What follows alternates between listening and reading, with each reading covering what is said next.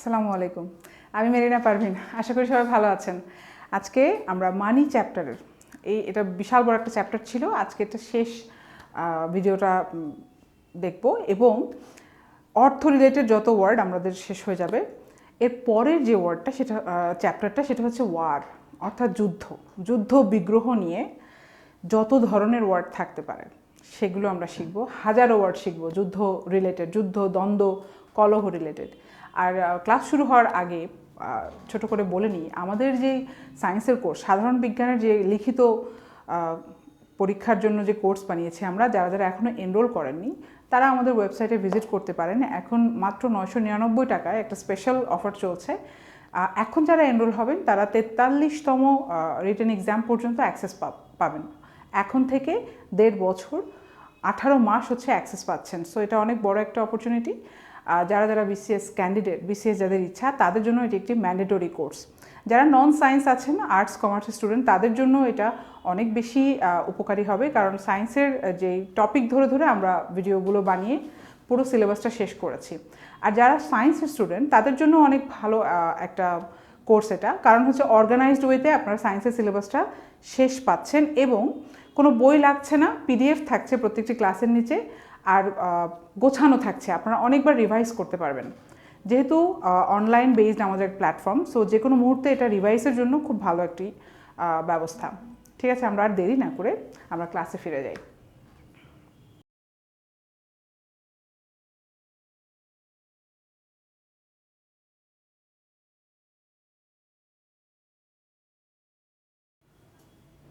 আচ্ছা, আমরা 30 নম্বর স্ট্রিংটা দেখব। দেখেন, শুরুতেই গট ক্যারিড অ্যাওয়ে লিজেন্ড আছে। পুরো স্ট্রিংটা তার মানে কি, গট ক্যারিড অ্যাওয়ে, অর্থাৎ মানি থেকে একটু বিচ্যুত হবে, অর্থ থেকে আমরা একটু দূরবর্তী কিছু ওয়ার্ড দেখব। আচ্ছা দেখি, অ্যাভারিশাস অ্যাডজেটিভ, এটা কি খুব বেশি দূরে না, এগুলো সবই আসলে রিলেটেড। অ্যাভারিশাস অ্যাডজেটিভ, প্রিহেনসাইল অ্যাডজেটিভ, ইকুয়াল আছে লিজেন্ড, সো সবই অ্যাডজেটিভ হবে। এভিড অ্যাডজেটিভ, গ্রিডি অ্যাডজেটিভ, এই ওয়ার্ডটা মানে সবাই চিনি, গ্রিডি, লোভী। আচ্ছা, গ্রিডির পরে ডিভাউরিং অ্যাডজেটিভ, কভেটাস অ্যাডজেটিভ। আচ্ছা, ইকুয়াল এই পর্যন্ত এসে থেমে গেছে কভেটাস। এখন দেখেন, ডিরাইভ করছি, ডেরিভেটিভের চিহ্ন, তাই না? কভেটাসনেস, বোঝাই যাচ্ছে লাস্টে নেস লাগাই দিছে। সো এটা কি noun, the act of being কি কভেটাস, দি স্টেট অফ বিং কভেটাস। তাহলে কি, তার কভেটাসনেস আছে, তার মানে তার লোভী ভাব আছে, তাই না? সে লোভী হওয়ার চেষ্টা করছে, যেটা সেটাই তো লোভী হওয়ার গুণটা, সেটাই হচ্ছে লোভী ভাব। সো এটা আমরা বুঝি, জাস্ট এখানে কি দেখিয়ে দেওয়া, আপনি যেন রিভাইজ করতে পারেন, তাই না? বইটাতে এভাবেই রাখা হয়েছে, কিন্তু আপনি নিজেও বুঝতে পারছেন যে নেস লাগিয়ে নাউন করা হয়েছে। কিউপিডিটি নাউন। আচ্ছা, রেপেসিটি ইকুয়াল আছে, তাহলে কি এটাও নাউন। অ্যাভারিস, প্রত্যেকটা ওয়ার্ডই ইম্পর্টেন্ট। আচ্ছা, অ্যাভারিশিয়াস, এই যে অ্যাভারিস আমরা এখানে সবার শেষে দেখেছি, নাউনটা হচ্ছে অ্যাভারিস আর অ্যাডজেটিভ কি অ্যাভারিশিয়াস। আপনাকে যদি নাউন থেকে অ্যাডজেটিভ করতে বলে ওয়ার্ড ফরমেশনে, অ্যাভারিশিয়াস দিয়ে আসবেন, CIOUS। দেখেন এগুলো খুব সূক্ষ্ম, এই যে স্পেলিং ভুল করে আসলেও 0 পাবেন। অ্যাভারিস লাস্টে ই আছে, এখানে আপনার কি হলো, ই এর জায়গায় আই হয়ে গেল, OUS। অ্যাভারিশিয়াস, লোভী, সিম্পলি লোভী, যার ধন দৌলতের খুব লোভ আছে। পরধন লোভী লেখাই আছে, পরধন লোলুপ একজন ব্যক্তি, তাকে বলবো অ্যাভারিশিয়াস পারসন। আপনি বলতে পারেন, my uncle is an avaricious person, he is been looking after my grandfather because of his কি প্রপার্টি।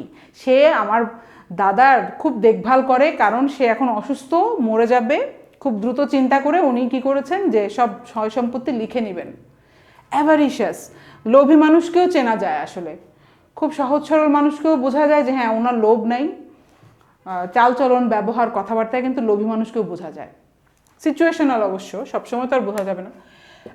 প্রিহেনসাইল ইকুয়াল টু, দেখেন প্রিহেনসাইলের দুটো মিনিং দেখেন, উপরে 2 দিয়ে রেখেছি। ডেফিনেটলি যেহেতু অ্যাভারিশিয়াসের ইকুয়াল আছে, তার মানে এটা লোভী, পরধন লোভী যার আছে, যে লোলুপ, পরধন লোলুপ। উচ্চবিত্ত যার দেখবেন প্রপার্টি, গাড়ি বাড়ি, এগুলোর খুব লোভ, অনেক টাকা পয়সা, এগুলোর লোভ। হ্যাঁ, অনেকে এক একজনের লোভ এক এক রকম। কারো হয়তো জ্ঞানের লোভ বেশি, অনেক বই কিনে বই পড়ে।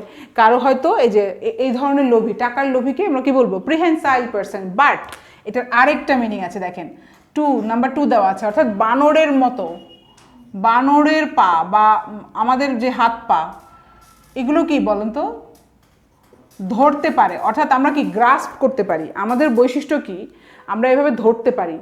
সব প্রাণী কিন্তু হাত এত সুন্দর করে ইউজ করতে পারে না, এইভাবে ধরতে পারি, এটা ম্যানিপুলেট করতে পারি আমরা, তাই না?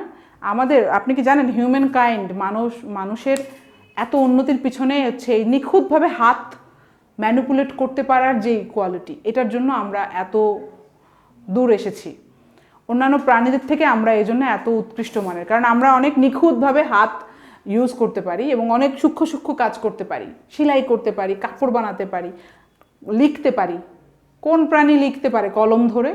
সো আমাদের হাত পা, বানরের হাত হচ্ছে প্রিহেনসাইল, মানে হচ্ছে ধরতে পারে। এই হাতটা আমরা ধরতে পারছি, ঠিক আছে, গ্রাস্প করতে পারা, ওটাকে বলা হয় প্রিহেনসাইল। তাহলে বলবেন যে দি এপস, অর্থাৎ হনুমানরা কি, the apes have prehensile hands, অথবা human beings we have prehensile hands, যে হ্যান্ডগুলো ধরতে পারে, মুষ্টি ধরতে পারে, ঠিক আছে। খুবই ইম্পর্টেন্ট ওয়ার্ড, যে কোনো মেডিকেল টার্ম, তারপরে হচ্ছে বায়োডাইভার্সিটি রিলেটেড কোনো ম্যাগাজিন, ওয়াইল্ড লাইফ রিলেটেড ম্যাগাজিনে এই ওয়ার্ডগুলো পাবেন।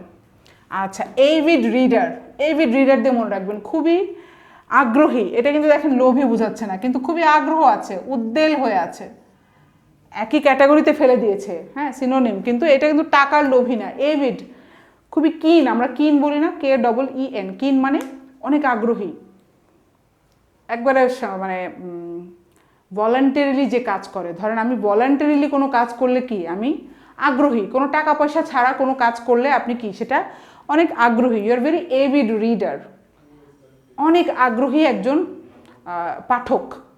তারা কি শুধুমাত্র নিজের আগ্রহের জন্য কাজটা করে, কোনো টাকা পয়সা ছাড়া করে। গ্রিডি, তাহলে গ্রিডি তো আমরা সবাই জানি লোভী, সিম্পলি লোভী, টাকার লোভী। হ্যাঁ, টাকা দিয়ে হয়তো তারপরে মানুষের টাকা মেরে দেয়, হয়তো টাকা ফেরত দেয় না, সব কিছু মিলে লোভী, আমরা গ্রিডি সবাই জানি। ডিভাওয়ারিং, এটা হচ্ছে খাওয়া রিলেটেড, গো গ্রাসে খেয়ে ফেলে এরকম, ডিভাওয়ার। হ্যাঁ, কোনো কিছু খুব বেশি খান আপনি, তাহলে কি খাবার প্রতি লোভী হতে পারে, ডিভাওয়ারিং। হি ইজ এ ডিভাওয়ারিং ক্যারেক্টার, মানে কি সে যাই পায় গো গ্রাসে গিলে ফেলে, হ্যাঁ, মানে এরকম। তাহলে এটা খাবার রিলেটেড, ডিভাওয়ারিং মানে হচ্ছে গো গ্রাসে খাওয়া।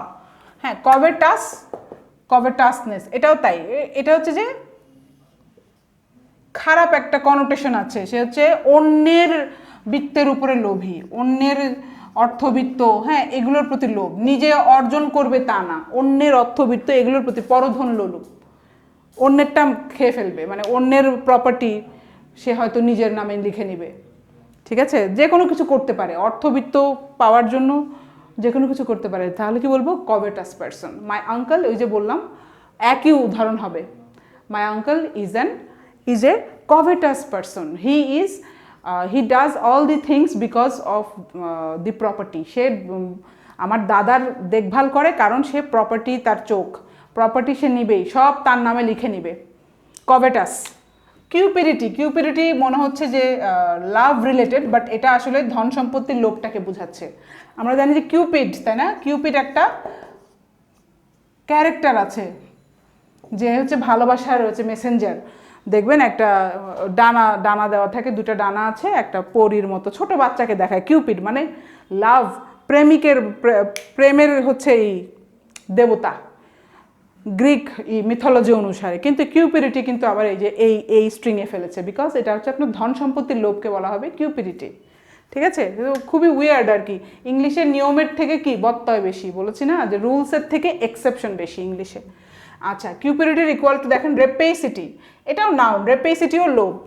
অ্যাভারিস একই জিনিস, কিউপিডিটি, অ্যাভারিস, রেপেসিটি সবই ধন সম্পত্তি, প্রপার্টি, অর্থবিত্ত, এগুলো স্ট্যাটাস, এগুলোর লোভ। আচ্ছা, 31 নম্বর দেখি, স্ট্রিং ইকোনমাইজ, খুবই সুন্দর ওয়ার্ড। হাজব্যান্ড ভার্ব, এখানে হাজব্যান্ড নাউন না, দেখেন হাজব্যান্ড্রি, এটাও নাউন। ডিরাইভ করলাম আমরা, তাই না? হাজব্যান্ড যদি ভার্ব হয়, ভার্ব থেকে যদি নাউন করতে বলে আপনি হাজব্যান্ডরি লিখবেন। যখন ওয়ার্ড ফরমেশনে বিসিএসে দিয়ে দিবে যে ভার্ব, এই ভার্ব থেকে নাউন করো, তখন তো আপনারা অবাক হয়ে যাবেন যে কিরে হাজব্যান্ড মানে তো স্বামী, তাহলে ওটা তো ভার্ব হয় কিভাবে? হ্যাঁ, তারপরে ভার্ব থেকে আবার নাউন করব কিভাবে? সো না জানলে একেবারে ধরা। ইকোনমাইজ অন অর্থাৎ কমিয়ে আনা, খরচ কমিয়ে আনা। হ্যাঁ, I have to economize on monthly spending অর্থাৎ আমার মাসিক খরচটাকে আমার কমিয়ে আনতে হবে। ইকোনমাইজ টাকা বাঁচানো। আমি 10 জনের খাবার আমি 20 জনকে খাওয়াচ্ছি, তাহলে কি করছি? আমি কার্পণ্য করছি অথবা আমি ইকোনমাইজ করছি, মানে আমি চালিয়ে দিচ্ছি, খরচ বাঁচিয়ে চালিয়ে দিচ্ছি। তাহলে 10 জনের খাবার আমি 20 জনকে গিলাচ্ছি, তাহলে কি হলো? আমার টাকা বাঁচাই দিলাম। ব্যাপারটা এরকম। তাহলে হাজব্যান্ড মানেও তাই, ম্যানেজ করা। এই হাজব্যান্ডরি মানে হচ্ছে প্রপার ম্যানেজমেন্ট। মানি ম্যানেজমেন্টকে বলা হয় হাজব্যান্ডরি। কস্ট ম্যানেজমেন্ট, ভালো ম্যানেজমেন্টকে বলা হয় হাজব্যান্ডরি। হাজব্যান্ড মানেও ইকোনমাইজ অর্থাৎ to husband on the cost. এই খরচটা তুমি ম্যানেজ করো, কমায় আনো, মিত ব্যয় করো, মিত ব্যয়। খুবই অবাক করা, আপনাদের এটা জানতে হবে। এরকম ওয়ার্ড দিয়ে দিতে পারে পরীক্ষাতে আপনাকে কনফিউজ করার জন্য। 32 নম্বর স্ট্রিংটা দেখি। 32 থ্রিফটি অ্যাডজেটিভ, দুটো মিনিং আছে। থ্রিফটি ইকুয়াল আছে, সো এটা adjective. Frugal adjective. Equal economical, এটা কিন্তু ইকোনমিক না, এটা একটা ডায়াবলিক ডুও আমি দিয়ে দিচ্ছি, বইয়ে নেই। ইকোনমিক দুটো কিন্তু পুরোপুরি আলাদা একটা মিনিং আছে। ইকোনমিক মানে আর্থিক। What is the economic progress of our country, অর্থাৎ আর্থিকভাবে আমাদের দেশের উন্নতিটা কতখানি হয়েছে। কিন্তু ইকোনমিক্যাল মানে কিন্তু সম্পূর্ণ আলাদা। এই যে দেখেন ফ্রুগালের সাথে আছে, অর্থাৎ মিত ব্যয়। I am very economical on the household spending, অর্থাৎ গৃহস্থালির যে খরচ আছে, মান্থলি যে মাসিক খরচটা আমাদের হয়, এই যে ইসের বিল, কারেন্টের বিল, তারপরে হচ্ছে মুদির দোকানের খরচ, চাল ডাল, এগুলোতে আমি ইকোনমিক্যাল। অর্থাৎ আমি কি করি? আমি মিত ব্যয়, আমি বুঝে শুনে খরচ করি, প্রপার ম্যানেজমেন্ট করি। আমি কিন্তু ওভার স্পেন্ডিং করি না, আবার কিপটাও না। ঠিক আছে? সো দেখেন পার্থক্য কত আকাশ পাতাল। আমি নিজেও কনফিউজ হতাম, এগুলো ইকোনমিক চালিয়ে দিতাম, ইকোনমিক্যাল চালিয়ে দিতাম। আমরা দিতে পারি যে ইকোনমিক্যাল স্ট্যাটিস্টিক্স, তাহলে ভুল হবে। ইকোনমিক স্ট্যাটিস্টিক অর্থাৎ এটা হচ্ছে আর্থিক, অর্থ সংক্রান্ত। ঠিক আছে? সো এখনই বলে দিলাম, পরে আবার যদি ভুলে যাই। ঠিক আছে? ডায়াবলিক ডুও, এটা আপনারা পিডিএফে পেয়ে যাবেন। স্পেয়ারিং অ্যাডিটিভ, দেখেন স্পেয়ারিং অ্যাডিটিভ। স্পেয়ারিংটাও কনফিউজ করতো আমাকে প্রচণ্ড। অর্থাৎ স্পেয়ার মানে হচ্ছে এক্সট্রা বা অতিরিক্ত, তো আমি ওইভাবে মনে করতাম যে মনে হয় বেশি খরচ করে। আসলে স্পেয়ারিং মানে হচ্ছে মিত ব্যয়িতা। স্পেয়ারিংলি এক্সেসিভ মনে হয় যে আসলে মনে হয় বেশি খরচ করে, আসলে স্পেয়ারিংলি মানে বা স্পেয়ারিং মানে হচ্ছে মিত ব্যয়ী। ঠিক আছে? এটা আমাকে কনফিউজ করতো, তাই বলে দিলাম, আপনারা এটা কনফিউজ হবেন না। স্টিঞ্জিং, স্টিঞ্জি আমরা তো শিখেছি, তাহলে স্টিঞ্জিং কি হবে? অ্যাডিটিভ স্টিঞ্জিং। আচ্ছা, থ্রিফটি দুটা মিনিং আছে। এক হচ্ছে মিত ব্যয়, ভেরি থ্রিফটি ম্যানেজমেন্ট, যেমন হাজব্যান্ডরি হচ্ছে thrifty management of money, proper management. এটা কিন্তু কমও না বেশিও না। ঠিক আছে? হাজব্যান্ড মানেও হচ্ছে খরচ কমিয়ে এক্স্যাক্টলি মিতব্যয়ীভাবে ব্যয় করা। প্রপার। ইকোনমাইজও তাই, প্রপার ব্যয় করা। ঠিক আছে? মানে বেশিও না কমও না, আন্দাজে না, খুবই ম্যানেজ করে কস্ট এফিশিয়েন্ট করা। ঠিক আছে? এবং খরচ কমিয়ে আনা হতে পারে, বাড়ানো হবে না। তবে কিপটামো না, এটা মনে রাখবেন। এই যে হাজব্যান্ড এবং ইকোনমাইজ, হাজব্যান্ডরি, এগুলো কিন্তু কিপটামো না, এগুলো হচ্ছে প্রপার ম্যানেজমেন্ট করা, কেয়ারফুল ম্যানেজমেন্ট। বইয়ে লেখা আছে। থ্রিফটি তাহলে কি? থ্রিফটি নাম্বার 1 হচ্ছে সে মিত ব্যয়ী। আমরা বলি না ইউ হ্যাভ টু বি থ্রিফটি, এই ওয়ার্ডটা মানে সবাই চিনি, এই ওয়ার্ডটা আমরা ছোটোবেলাতে অনেক পড়েছি। You have to be thrifty. When it comes to কি? বাজেট। আমাদের যখন হাউস হোল্ড বাজেট, আমরা তো আর পুরো দেশের বাজেট নিয়ে আমরা তো কাজ করি না, আমরা কাজ করি আমাদের ঘরের বাজেট নিয়ে।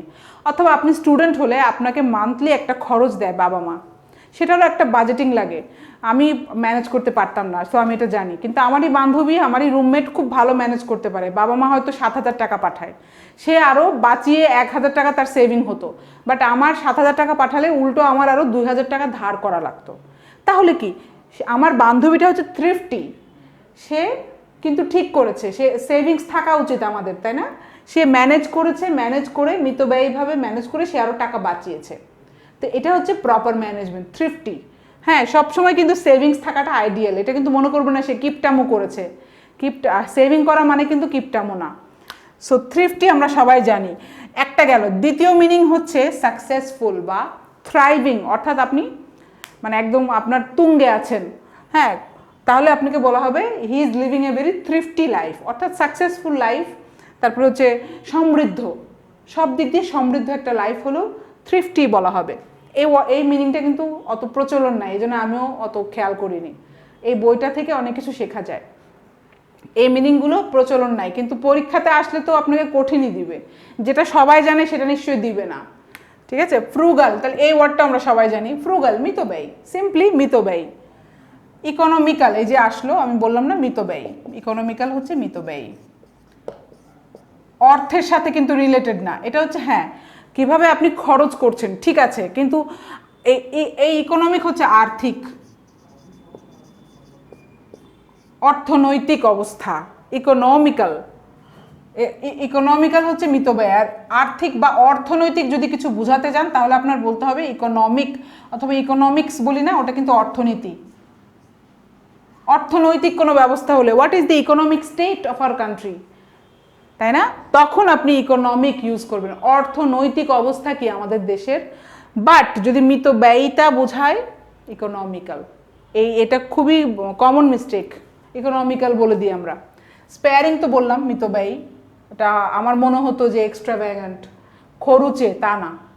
এটা মাথায় রাখবেন, যেগুলো কনফিউজিং এগুলো বারবার এক্সাম্পল দিয়ে মনে রাখবেন। স্টিঞ্জিং আমরা জানি, স্টিঞ্জি শিখেছি মানে কৃপণ পুরা। আর স্টিঞ্জিং হচ্ছে মানে টিপে টিপে খরচ করা। আমরা কিন্তু বলি আমাদের কলোকিয়াল ভাষায় যে এই মানে সহজে সে খরচ করে না, কিন্তু আবার প্রয়োজন হলে করে। আমাদের বাবা মারা কিন্তু এরকম, বিশেষ করে বাবা, যে দরকার হলে দিবে, কিন্তু এমনিতে ধরেন আপনি মেকআপ কিনবেন, জীবনও দিবে না।